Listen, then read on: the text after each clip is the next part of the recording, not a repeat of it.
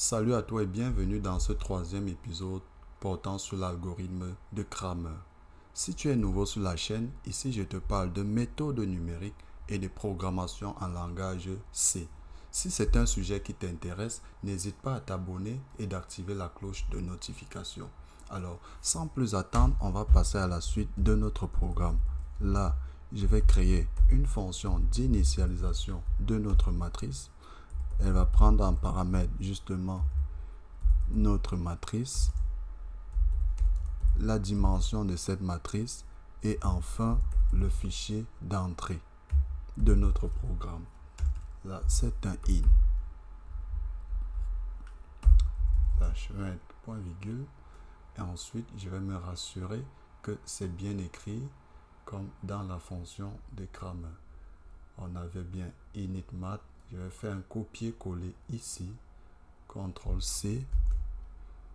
Allez ici. CTRL-V. Pour limiter le plus possible les erreurs de frappe. Une fois la déclaration de ma fonction faite, je vais faire tout simplement un copier-coller. Là, je fais copier-coller. Ici, CTRL-V. Je vais ouvrir la collade tout simplement et passer à la programmation. Alors, qu'est-ce qu'il faut pour initialiser notre matrice? Il faut faire une relecture de notre fichier tout simplement. Ça, c'est la méthode que je trouve la plus simple. Là, je vais faire un F-close et fermer notre fichier d'entrée. OK? Je vais le réouvrir par la suite avec un F-open. Là, ce sera notre fichier d'entrée. S'appelle données.txt. Je lui donne un accès en mode lecture. OK? Ensuite, je vais initialiser deux variables. Non, on va dire une seule variable que je vais appeler dim. D'accord? Et là, je vais récupérer. Je refais tout simplement une lecture de mon fichier. OK? Je vais appeler un f scanf. Il va prendre en paramètre. On aura in ici.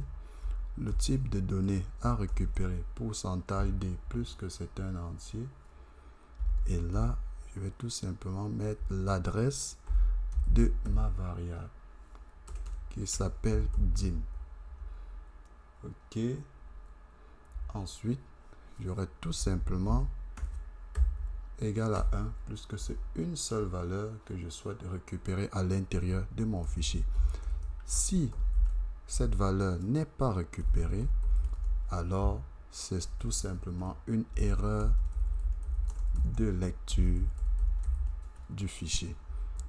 Je vais mettre un saut de ligne ici et terminer par un exit -1. OK.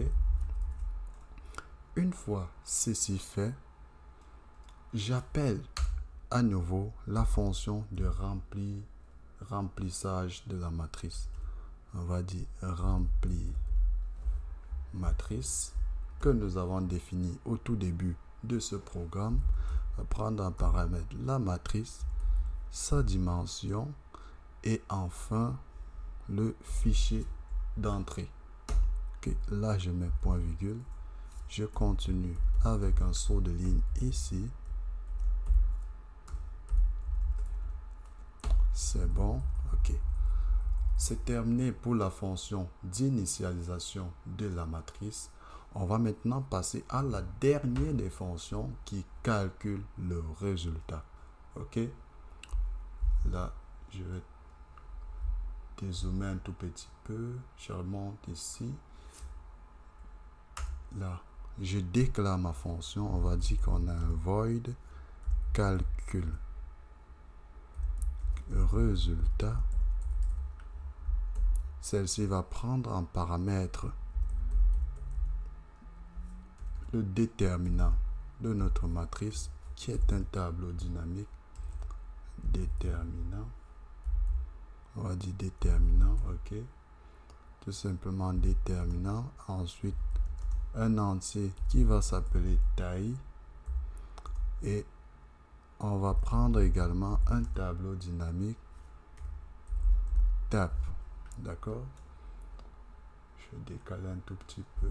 On va dézoomer ça un peu. Oui. C'est comme on veut. OK? On va aller vérifier dans la fonction de Cramer comment est-ce que nous avons écrit cela au tout début. C'était calcul résultat.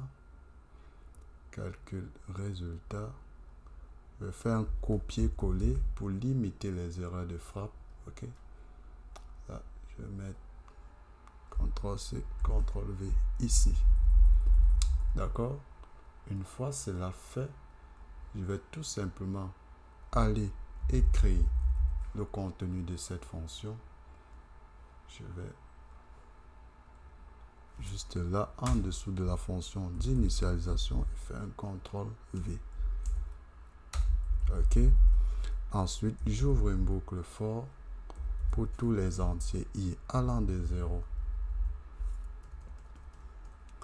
jusqu'à taille. Qu'est-ce que j'ai? J'ai mon tableau i qui est tout simplement égal à déterminant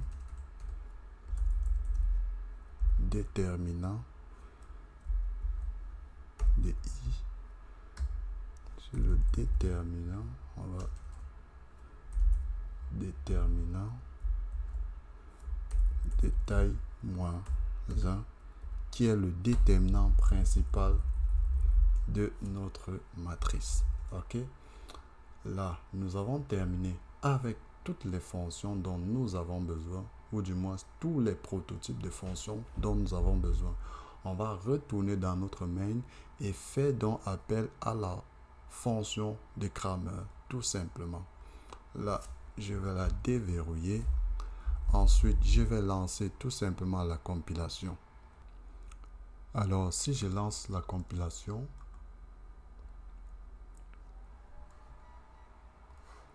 on voit que on a une erreur mathématique. Mais à quel moment est-ce qu'on a une erreur mathématique? On se rend compte que le premier déterminant a été calculé. Mais lorsqu'on calcule le premier déterminant, on réinitialise la matrice. Et lorsqu'on réinitialise la matrice, on passe à la suite des calculs de déterminants. Mais notre programme nous dit qu'il rencontre une erreur mathématique. Cela signifie qu'il y a sûrement eu une erreur lors de la réinitialisation de notre matrice. Alors, on va vérifier ça. Je vais dans la fonction d'initialisation. Ici, c'est bon. Oui, j'ouvre mon fichier. J'initialise un double que j'appelle dim. OK, c'est bon. Là, je vais passer n en paramètre. Si je passe ici n en paramètre, qu'est-ce que j'ai?